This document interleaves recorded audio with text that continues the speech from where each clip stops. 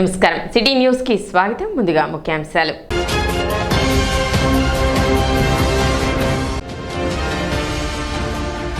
పట్టణంలో ఘనంగా ఏఐవైఎఫ్ ఆవిర్భావ దినోత్సవ వేడుకలు.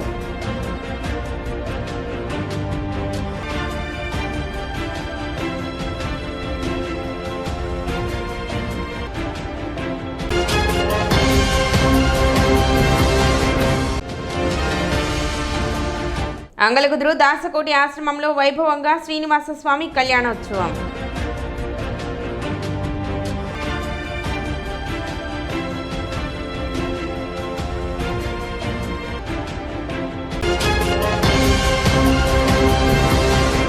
ఈ నెల 18వ తేదీ తెనాలి బ్రాహ్మణ పరిషత్ ఆధ్వర్యంలో ఉచిత సామూహిక ఉపనయనముల కార్యక్రమం నిర్వహించనున్నారు. శనివారం కొత్తపేటలోని బ్రాహ్మణ పరిషత్ కార్యాలయంలో ఏర్పాటు చేసిన విలేకరుల సమావేశంలో కార్యక్రమం వివరాలను పరిషత్ సభ్యులు వెల్లడించారు.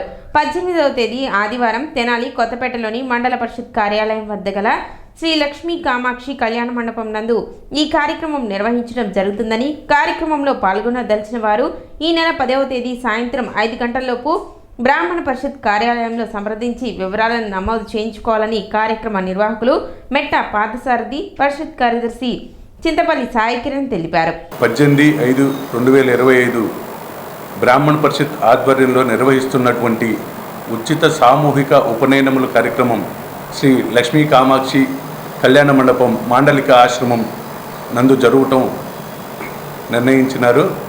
కావున తెనాలి పట్టణ పరిసర ప్రాంత ప్రజలందరూ కూడా, అవకాశం ఉన్న బ్రాహ్మణులందరూ కూడా ఈ ఉచిత సామూహిక ఉపనయనాలు కార్యక్రమంలో పాల్గొని బ్రాహ్మణత్వాన్ని కాపాడుకునేదానికి మొదటి అడుగు కాబట్టి అందరూ కూడా ఇంకా పేరు నమోదు చేయించుకోవాల్సిన వాళ్ళు నమోదు చేయించుకోవాల్సిందిగా 10వ తారీఖు లోపు బ్రాహ్మణ పరిషత్ కార్యాలయాన్ని సంప్రదించి మీ పేరును నమోదు చేయించుకోవాల్సిందిగా తెనాలి పట్టణ మరియు పరిసర ప్రాంత బ్రాహ్మణులందరికీ కూడా తెలియజేస్తున్నాం. సమావేశంలో పరిషత్ అధ్యక్షులు కోట పాదసారథి, కోశాధికారి కామరాజుగడ్డ రామచంద్రమూర్తి, ఉపాధ్యక్షులు కాజా శ్రీనివాస్, పి ధనుంజయ, పులిపాక లక్ష్మణ్ కుమార్, సభ్యులు ప్రవీణ్ జూపూడి పాల్గొన్నారు. ప్రతి మనిషికి ధర్మశాస్త్రంలో 16 సంస్కారాలు జరగాలి అనేటువంటిది ధర్మశాస్త్రం చెబుతుంది. అందులో 16లో చాలా ముఖ్యమైనటువంటిది ఉపనయనము అనేటువంటి యొక్క సంస్కారం. తద్వారా ఆయుస్తేజో వీర్య యశశ్రీ పుష్యకామ్యార్థ ఫలసిద్ధ్యర్థం అని ఉపనయనం చేసేటువంటి పిల్లవాడికి ఆయుష్షు, తేజస్సు, వర్చస్సు, అపారమైనటువంటి యొక్క అమ్మవారి యొక్క అనుగ్రహం కోసం ఈ ఉపనయన సంస్కారం అనేటువంటిది పరమేశ్వరుని అనుగ్రహించినటువంటి గొప్పదైనటువంటి కార్యక్రమం. అట్లాంటి కార్యక్రమాన్ని తెనాలిలో ఉండేటువంటి వారు లేక తెనాలి పరిసర ప్రాంతాల్లో ఉపనయన సంస్కారం చేసుకోలేనటువంటి, ఏదైనా కారణం చేత చేసుకోలేనటువంటి బ్రాహ్మణులు ఎవరైనా ఉంటే ఈ తెనాలి బ్రాహ్మణ పరిషత్తు వారు రేపు 18వ తారీఖున సామూహికంగా ఉపనయనం చేద్దాం అనేటువంటి గొప్పదైనటువంటి సంకల్పం కలిగింది.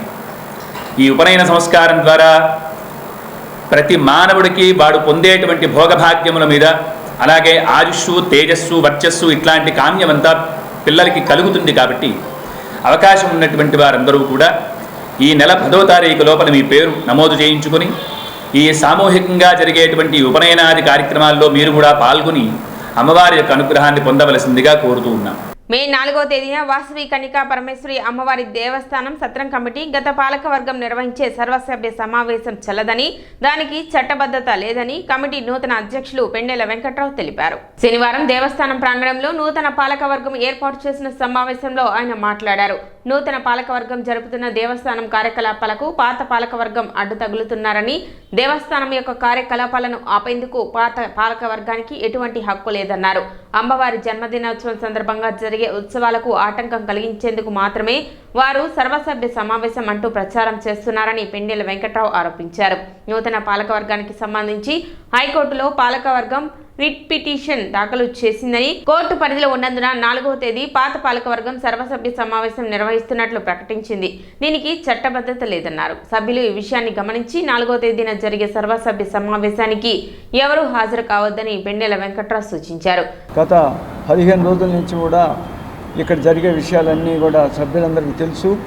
అయితే వాళ్ళు కావాలని ఏదో రకంగా పాత కమిటీ వాళ్ళు నవంబర్ 30తోనే వాళ్ళ టైం అయిపోయినటువంటి కమిటీ 3 వాయిదాలు వేసి 13వ తారీఖు మేము జరుపుతామని చెప్పి 13వ తారీఖున మమ్మల్ని మరి కళ్యాణ మండపం తాళం తీయకుండా వాళ్ళు ఏదో ఒక రంగ పేచీలు పెట్టి వాయిదా ఇచ్చారు. 15వ తారీఖున అడిషనల్ ఎస్పీ గారు వచ్చి నా సమక్షంలో జరగాలి, ఎవరైనా సరే మెంబర్షిప్ లేని లోపల రావడానికి వీల్లేదని చెప్పేసి ఆయన పంపించి లోపలికి అప్పుడు మీటింగ్ జరిగింది. బ్రహ్మాండంగా ఎటువంటి గొడవలు లేవు. అందరూ మీడియా వాళ్ళందరికీ తెలుసు, ఏ గొడవలు లేకుండా ప్రశాంతంగా జరిగిపోయింది. మళ్ళీ మేము 4వ తారీఖు మీటింగ్ వేస్తాము, జనరల్ బాడీ వేస్తామని చెప్పేసి వాళ్ళు మాట్లాడుతున్నారు, మైకు పెట్టి చెప్పిస్తున్నారు. వాళ్ళకి అధికారం లేదు. మేము ఆల్రెడీ ప్రెసిడెంట్గా ఎన్నికయ్యాం, కమిటీ చేసుకున్నాము. రేపు 5, 6, 7 తారీఖుల్లో అమ్మవారికి అతి వైభవంగా జన్మదినోత్సవాలు జరపడానికి సర్వసన్నద్ధంగా ఉన్నాము. పైపెచ్చు పూజకొచ్చే ప్రతి మహిళకి వెండి పూలు కూడా ఇవ్వడానికి కూడా ఒక 1000 మందికైనా సరే మేము ఇవ్వడానికి సిద్ధంగా ఉన్నాము. అతి వైభవంగా ఈ ఉత్సవాలు 5, 6, 7 తారీఖులో జరుగుతాయి. మీరు ఉత్సవాలు చెడగొట్టాలనే ఉద్దేశం మీదనే 4వ తారీఖుకి మీరు మీటింగ్ వేయడం ఇవన్నీ చేయాలని చేస్తున్నారు. అన్నిటికీ అమ్మవారు ఉంటుంది, అమ్మవారే చూసుకుంటుంది.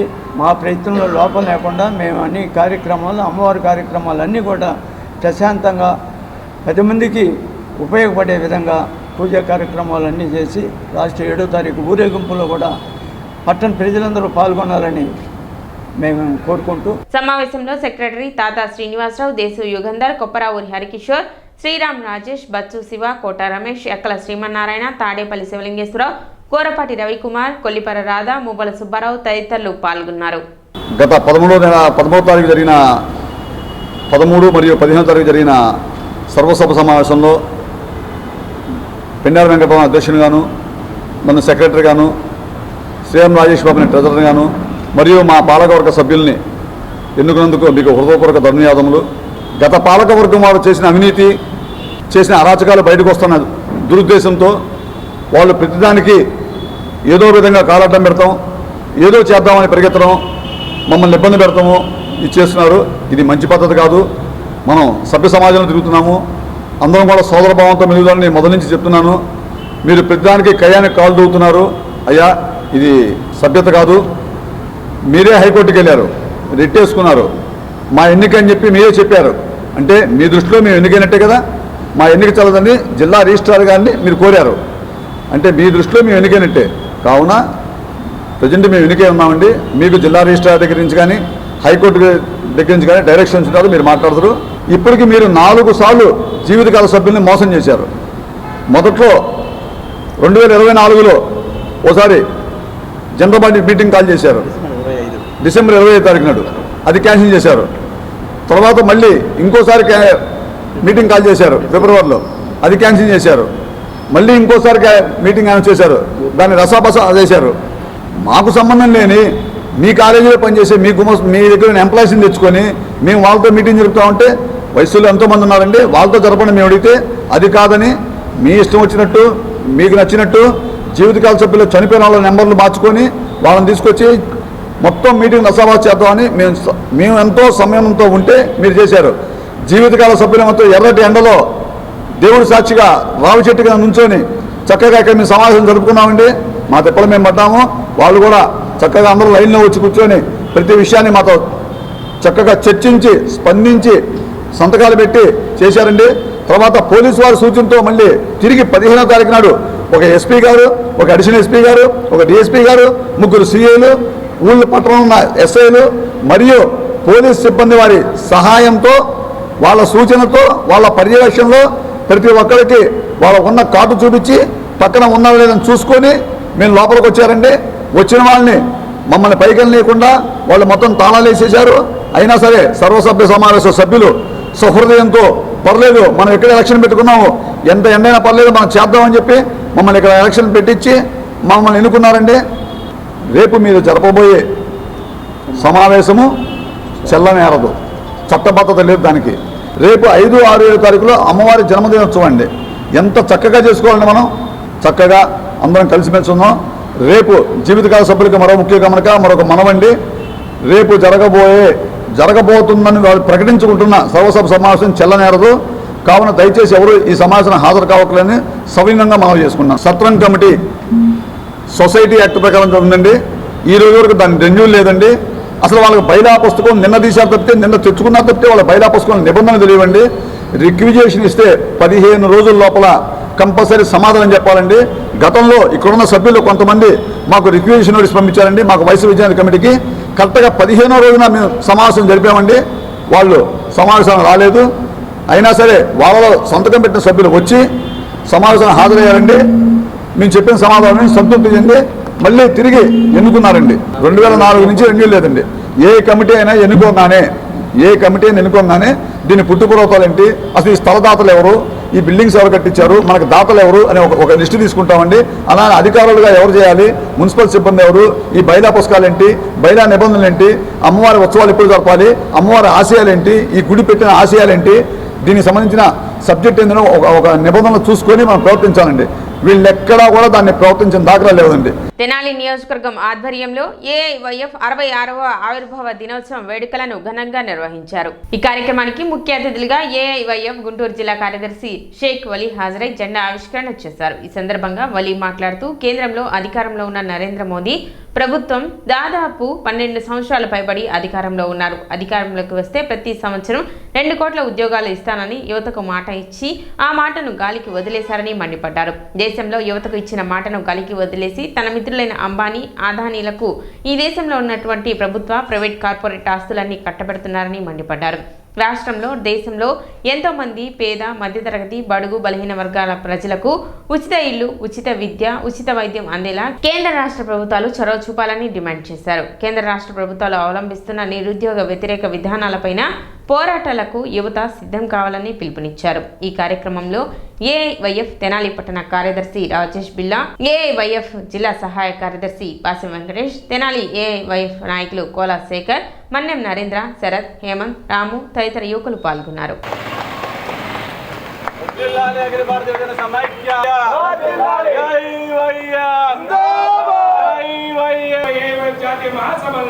ఈరోజు అఖిల భారత యువజన సమాఖ్య 66వ వార్షికోత్సవాన్ని తెనాలి నియోజకవర్గ సమితి ఆధ్వర్యంలో జరుగుతుంది. ఈ యొక్క అఖిల భారత యువజన సమాఖ్య 1959 మే 3న ఆనాడు ఏదైతే ఆవిర్భవించిందో ఆనాటి నుంచి ఈనాడు దాకా విద్యార్థుల కోసం, యువజనుల కోసం, విద్యా, వైద్యం, ఉపాధి కోసం ఆనాటి నుంచి ఈనాడు దాకా పోరాటం చేస్తూ ఉన్నాము. అదేవిధంగా ఈ యొక్క కేంద్ర ప్రభుత్వం, రాష్ట్ర ప్రభుత్వాలు నిరుద్యోగుల్ని పూర్తిగా మోసం చేస్తూ ఉన్నాయి. దాని మీద కూడా రాబోయే రోజుల్లో పోరాటం కొనసాగిస్తాము. అదేవిధంగా అఖిల భారత యువజన సమాఖ్య జాతీయ మహాసభలు మే 15 అంటే ఈ నెల 15 నుంచి 18 వరకు తిరుపతి నగరంలో జరగబోతూ ఉన్నాయి. ఈ యొక్క జాతీయ మహాసభలకి దేశంలో ప్రముఖులు కూడా హాజరు కాబోతూ ఉన్నారు. ఈ యొక్క ప్రధానంగా ఈ యొక్క మహాసభల్లో నిరుద్యోగ యువత ఏదైతే సమస్యలు ఎదుర్కొంటా ఉన్నదో ఆ యొక్క నిరుద్యోగ యువతకి విద్యా, వైద్యం, ఉపాధి పైన ప్రధానంగా చర్చ చేపట్టడం జరుగుతుంది. ప్రధాని మోదీ రాక వల్ల ఈ రాష్ట్రానికి ఒరిగిందేమీ లేదని, మరోసారి ఆంధ్ర ప్రజలను దగా చేశారని ఏఎస్ఎఫ్ రాష్ట్ర ప్రధాన కార్యదర్శి బందెల నాజర్జీ అన్నారు.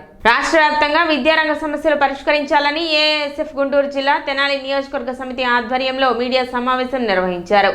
ఈ సందర్భంగా ఏఎస్ఎఫ్ రాష్ట్ర ప్రధాన కార్యదర్శి బందెల నాజర్జీ మాట్లాడుతూ, నిన్న ప్రధానమంత్రి మోడీ అమరావతి పర్యటనలో భాగంగా మోడీ ఉపన్యాసంలో ఈ రాష్ట్ర విభజన హామీల ప్రస్తావనే లేదని ఆగ్రహం వ్యక్తం చేశారు.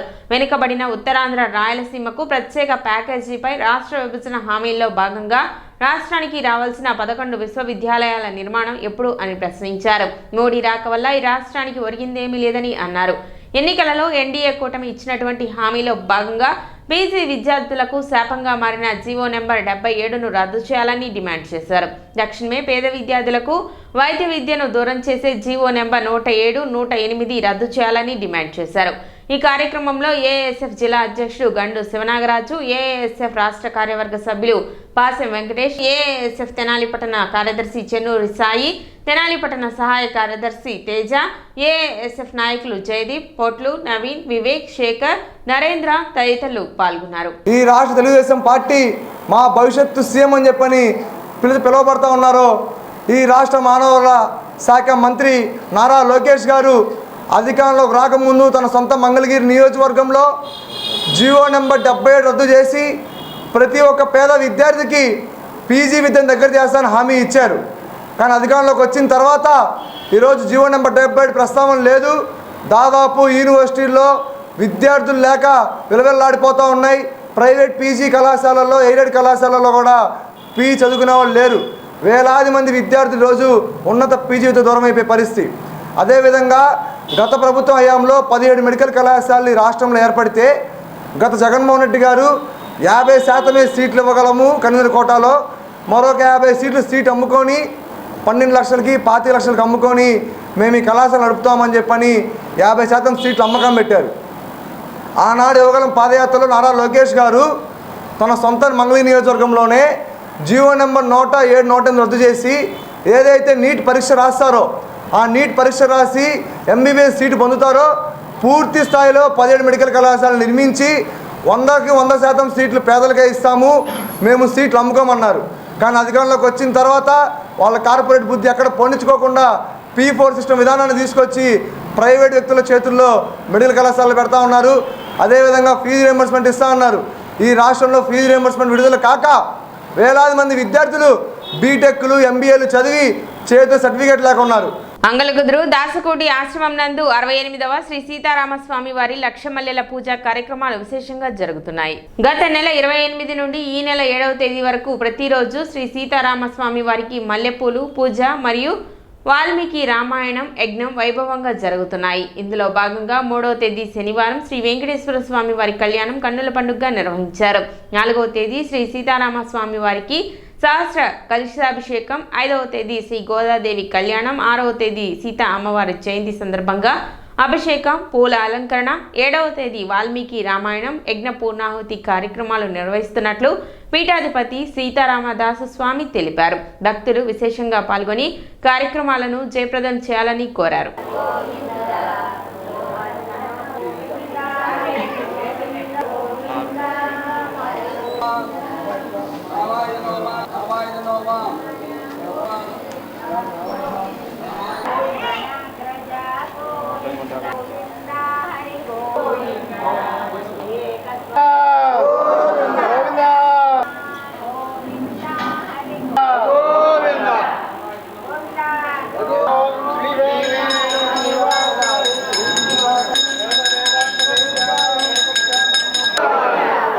ఈరోజు చాలా సుదినము. 68వ సీతారాముల వారికి లక్ష మల్లెపూల పూజ జరుగుతున్నది. 28వ తారీఖు నుంచి రేపు 7వ తారీఖు దాకా జరుగుతుంది. ఈరోజు శనివారం సందర్భంగా శ్రీదేవి భూదేవి సమేత శ్రీనివాసమూర్తుల కళ్యాణం జరుగుతున్నది. రేపు సీతారాముల వారికి సహస్ర కలశాలతో అభిషేకం జరుగుతుంది.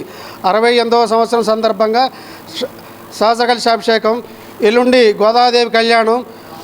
6వ తారీఖు నాడు సీతమ్మవారి పుట్టినరోజు సందర్భంగా కలశాల అభిషేకము పూలతో అలంకారం జరుగుతుంది.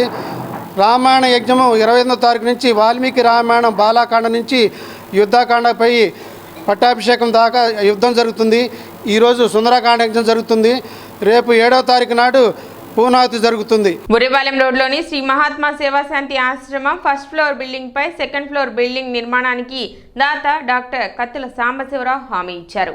బుర్రిపాలెం రోడ్లోని శ్రీ మహాత్మా సేవాశాంతి ఆశ్రమాన్ని శనివారం డాక్టర్ కత్తుల సాంబశివరావు సందర్శించి ఆశ్రమ వాసులకు నిత్యావసర సరుకులు, బియ్యం, కందిపప్పు వగైరా వితరణ చేశారు. తన కుటుంబ సభ్యులతో మరియు తన భార్య ధనలక్ష్మితో సంప్రదించి శ్రీ మహాత్మా సేవాశాంతి ఆశ్రమానికి సెకండ్ ఫ్లోర్ బిల్డింగ్ ను తన ఖర్చులతో నిర్మించి వృద్ధుల సేవార్థం వితరణ చేయదలిచినట్లు తెలిపారు. తనకున్న సంపదలో కొంత భాగం ధార్మిక కార్యక్రమాలకు వినియోగించడం వల్ల తన కుటుంబ పెద్దలకు ఆత్మశాంతి కలుగుతుందని, వారి ఆశీస్సులు కూడా ఉంటాయని తెలిపారు. అనేక సంవత్సరాలుగా నిస్వార్థంగా వజ్రాల రామలింగాచారి వృద్ధులకు చేస్తున్న సేవలను దృష్టిలో ఉంచుకొని సెకండ్ ఫ్లోర్ బిల్డింగ్ నిర్మాణం చేస్తే ఎక్కువ మంది వృద్ధులకు సేవలు అందించేందుకు వీలు కలుగుతుందన్నారు. వృద్ధులను చూస్తుంటే తన తల్లిదండ్రులు గుర్తుకొస్తున్నట్లు తెలిపారు. వాళ్ళ గురించి ఏదన్నా నా చేతనైంది మా భార్య, నేను, మా పిల్లలు, మా కుటుంబ సభ్యులు ఎంతవరకు చేయగలమో అంతవరకు చేద్దామని ఆలోచించుకొని ఇలాంటివి వాళ్ళు తింటే సంతోషంగా ఉంటారు. అంటే నేను ఇచ్చిందే వాళ్ళకి సరిపోదు. అలాగే మంచి భావన కొంచెమన్నా సహాయం చేసిన వాడిని అవుతామని చెప్పేసి మా ఫ్యామిలీ అందరూ కలిసి ఇలా చేయండి అని చెప్పి చేపిస్తుంటే నేను కూడా ముందుకు వచ్చేసేసి చేస్తున్నాను. మళ్ళీ మనసులో వచ్చింది, ఇవాళ ఇవి తీసుకొచ్చి ఇచ్చాము, వాళ్ళు సంతోషంగా ఉండాలని. తర్వాత ఇంకోటి కూడా ఏంటంటే, ఒకప్పుడు నేను రామలింగాచారి గారు చెప్పినట్టు అది చూడండి పైన వృద్ధులందరూ ఎక్కువ అవుతున్నారు, ఒక్కో రూమ్కి ముగ్గురు ఉన్నారు అని చెప్పి కొంచెం బాధ కలిగేటట్టు చెప్పారు. సరే చూద్దామని అనుకున్నాము, ఆలోచించుకుని మా భార్య నేను ఆలోచించుకొని చేద్దాము, ఎట్టి పరిస్థితుల్లో చేద్దాము, ఆయనే ఇస్తాడు, భగవంతుడే ఇస్తాడు మనకి, వాళ్ళకి మనం చెయ్యాలి అనే ఉద్దేశంతో నేను ఆ పైన ఫ్లోరు ఫస్ట్ ఫ్లోరా సెకండ్ ఫ్లోరు వేపిస్తానని చెప్పేసి రామలింగేశ్వరి గారికి చెప్పాను. వేసవికాలంలో చేసి జూలై ఆగస్టుల కల్లా అయిపోయేటట్టుగా చేస్తానని అనుకుంటున్నాను. ఆశ్రమ నిర్వాహకుడు వజ్రాల రామలింగాచారి మాట్లాడుతూ గతంలో అనేక పర్యాయాలు నిత్యావసర సరుకులు వితరణ చేశారని, ఫస్ట్ ఫ్లోర్ కిటికీలు ఏర్పాటు చేసి వర్షం నుండి ఇబ్బందులు తొలగించిన విషయాన్ని గుర్తు చేసుకున్నారు. సహకరిస్తున్న ధర్మదాతలకు రామలింగాచారి కృతజ్ఞతలు తెలిపారు. ధర్మదాతలు శ్రీమాన్ డాక్టర్ కత్తుల సాంబశివరావు గారు, వారి ధర్మపత్ని ధనలక్ష్మి గారు ఇద్దరు కూడా ఈ ఆశ్రమానికి ఎంతో సహాయ సహకారాలు అందించారు. ఈరోజు ధాన్యాన్ని రైస్ బ్యాగ్స్ 4, కందిపప్పు, నిత్యావసర సరుకులు తీసుకొచ్చారు ఆశ్రమానికి.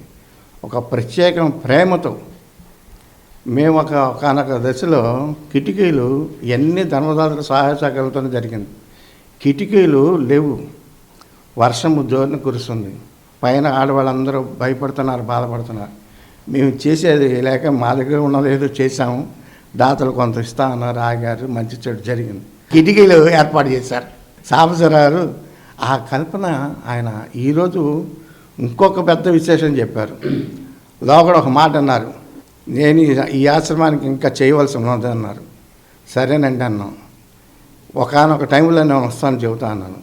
ఇప్పుడు చూసి పైన ఫ్లోర్ నేనే ఇస్తాను, నాకు భగవంతుడు ఇచ్చాడు, ఈ ఫ్లోర్ నా పైన నేనంటేనన్నా మీ పేరు ఉంటుందండి ఎక్కడ అన్నా, అది మీ విషయం ఉంది, నేను మాత్రం చేయదలుచుకున్నానన్నా. అంటే దాతృత్వం లక్షల కోట్లు ఉండొచ్చు, అనేక పదవులు ఉండొచ్చు, కానీ ఒక రిటైర్డ్ ఎంప్లాయీగా తన స్వగ్రామం నుండి కటవరంలో ఉంటూ తెనాలి ప్రాంతవాసులకి నేను చెయ్యాలి. అట్లా గోవులకి ఆహారం ఇస్తుంటారు. ఇప్పుడు గోశాల కూడా 4 గోవులు ఇస్తాను, మీరు ఏమైనా చూసుకోండి అంటే సరే అది కూడా మేము పెడతామండి. గోమాతలో సర్వదేవతలు ఉంటారు. సిటీ న్యూస్ ముగించే ముందు ముఖ్యాంశాలు మరోసారి.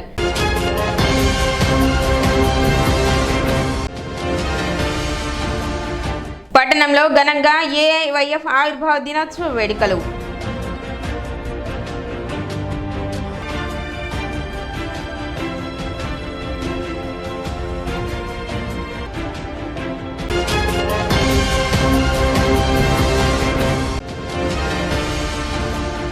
అంగలగుదురు దాసకోటి ఆశ్రమంలో వైభవంగా శ్రీనివాస స్వామి కళ్యాణోత్సవం.